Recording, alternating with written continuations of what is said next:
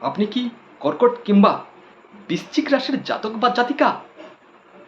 শনির ঢাইয়া চলছে, ভাগ্যের তালা বন্ধ হয়ে গেছে, ভাগ্য আপনাকে সাথ দিচ্ছে না।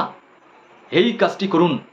শনিবার দিন বাজার থেকে একদমে একটা লোহার তালা চাবি কিনুন।